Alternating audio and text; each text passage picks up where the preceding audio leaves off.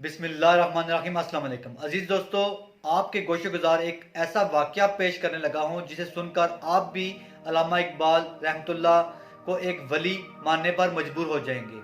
अल्लामा इकबाल रहमतुल्लाह की ज़िंदगी हम सब के लिए एक मिसाल की तरह है और हम उन्हें अपना एक आइडियल तस्वर करते हैं। अल्लामा इकबाल की ज़िंदगी का एक ऐसा वाक़या जो कि उनके खादम, उनके नौकर ने बयान किया।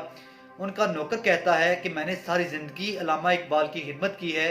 मैं उनकी ज़िंदगी का एक ऐसा वाक़या सुनाने जा रहा हूँ जो वाक़या अल्लामा इकबाल ने मुझसे वादा लिया था कि मेरी ज़िंदगी में किसी से जिक्र ना करना, हाँ अगर मैं मर जाऊँ तो तुम बेशक किसी को बता देना। कहते हैं कि मैं एक रात सोया हुआ था कि अल्लामा इकबाल के मेहमान आ गए। दस्तक हुई, अल्लामा इकबाल ने मुझे जगाया और कहने लगे कि जाओ और जाकर कहीं से लस्सी ले आओ।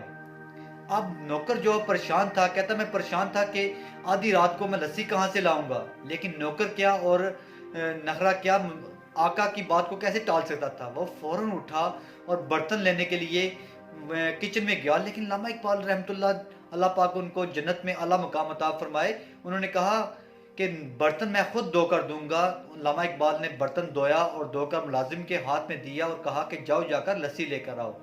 कहते मैंने कमरे में झांका तो कमरे में एक नूरानी शख्सियत बैठी हुई थी।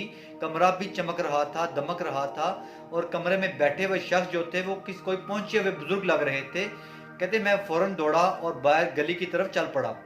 गली के नुक्कड़ पे गया तो वहां पर देखा कि एक नया खोखा बना हुआ है, जो पहले खोखा वहां पे मौजूद नहीं था। मेरा रोजाना वहां से गुजर होता था, मैंने वो खोखा नहीं देखा था। और वहां पर एक दूध और लस्सी वाला को बैठा हुआ था, दूध दही की शॉप बनी हुई थी। मैंने उस बाबा जी को देखा तो खुद परेशान हो गया, ये खोखा कब बना यार, मैंने तो जहाँ पे कभी भी नहीं देखा। खैर मैंने कहा ये तो मौज होगी कि नज़दीक से ही काम हो गया। मैंने फौरन उस बाबा जी को बोला कि यार यहाँ बर्तन में लस्सी डाल दो।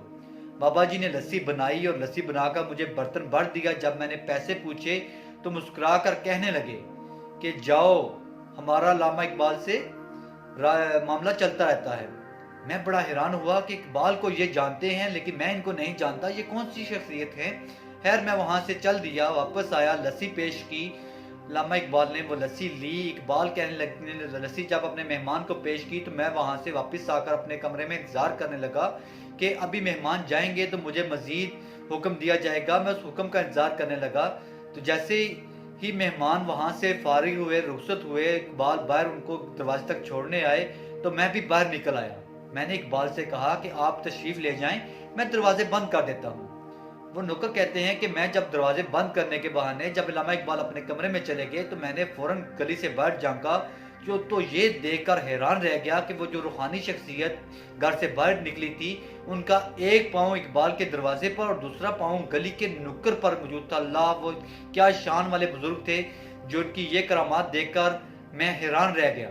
कहते हैं मैंने फौरन उनके पीछे दौड़ लगा दी। जो बुजुर्ग गली की नुक्कड़ से एकदम गायब हो गए थे, मैंने दौड़ लगा दी, गली की नुक्कड़ पे गया तो वहां पर ना ही वो रूहानी शख्सियत जो इकबाल के घर से बाहर निकली थी नजर आई, और ना ही वो खोखे वाला बाबा नजर आया जिससे मैं लस्सी लेकर आया था। कहते मैं गश खा गया, परेशान हो गया कि ये क्या माजरा है। अल्लाह, मेरी समझ से बाहर है ये माजरा, ये क्या हो रहा है मेरे साथ आज।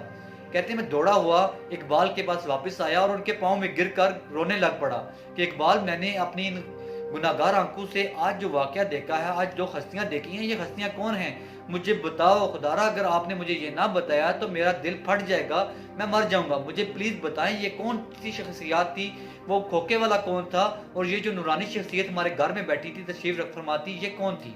इकबाल कहते हैं मैं नहीं बताऊंगा, रहने दे। कहते हैं मैं गिड़गिड़ा पड़ा कि इकबाल मुझे बता दे, मैंने आपकी खिदमत की है, मुझे बता दे, अगर आपने ना बताया तो मेरी हालत गैर हो जाएगी। कहते हैं मेरी हालत और मेरा रोना देखकर इकबाल फरमाने लगे, एक शर्त पे बताऊंगा कि तुम मेरे जीते जी ये किसी से जिक्र ना करोगे। कहते मैंने वादा किया कि मैं किसी से भी बयान ना करूंगा। तो इकबाल फरमाने लगे ये जो शख्सियत मेरे पास मेरे घर में मौजूद थी, ये ख्वाजा मोइनुद्दीन चिश्ती गरीब नवाज थे, और वो मेरे घर आए थे, और वो जिनसे तुम लस्सी लेकर आए हो, वो जो खोखे वाले बाबा थे, वो दाता गंज बख्श हजवेरी रहमतुल्लाह थे, जिन्होंने वहां पे खोखा लगाया था जिनसे तुम लस्सी लेकर आए हो। वल्लाह, अल्लाह वालों की ये शान के इतने बड़ी हस्तियां उनसे मिलने के लिए, उनके दीदार के लिए, उनसे बात करने के लिए तशरीफ लाती थी।